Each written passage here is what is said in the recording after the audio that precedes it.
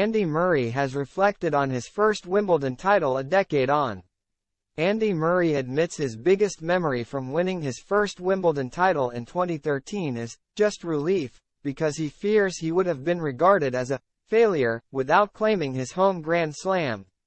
The Scot ended the 77-year wait for a British male singles champion on an unforgettable sunny afternoon in SW19. But after losing the 2012 final to Roger Federer,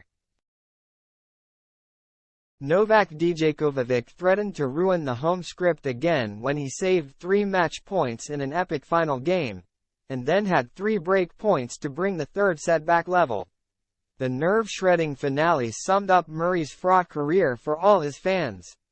But when Serb slapped a backhand into the net on the 4th match point, the center crowd erupted with joy, and Murray pumped his fists to the press box in celebration before embracing the gracious Djokovic and kneeling on grass. He then did a Goran Ivanisevic and climbed into his player's box to embrace his then-girlfriend Kim, his coaching team, and his mum Judy.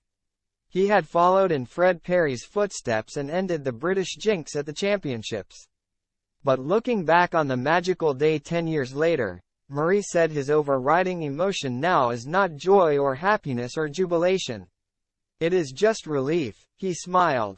Probably about 5 or 6 days after the final, it started to sink in and I started to enjoy it. I went away on holiday with my wife. We went to Barbados. It was just the two of us who went away. I was able to start processing everything. The few days building up to the final and then the days after the final, I found that all unbelievably stressful and really tiring. There was just relief. I do genuinely believe that a lot of people would have viewed my career as being a failure had I not managed to win Wimbledon. Yeah. It was sort of one of those things where it was obviously amazing to win Wimbledon, but it had almost been built up to me. The press played a part in that, the public, myself.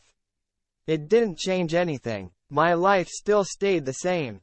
I still went back to competing and playing tennis again, but I felt like this thing had been built up into something more than what it was. I certainly enjoyed the 2016 win a lot more than 2013.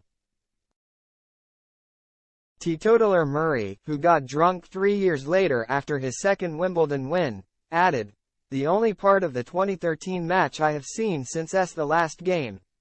I have not watched any more of it, to be honest. I don't really watch loads of my matches back. That last game, I don't know how long it was, but it was like 15 to 20 minutes or something of chaos. You know, those matches are long, like the 2012 US Open final was like nearly 5 hours. Wimbledon in 2013 was close to 3 hours.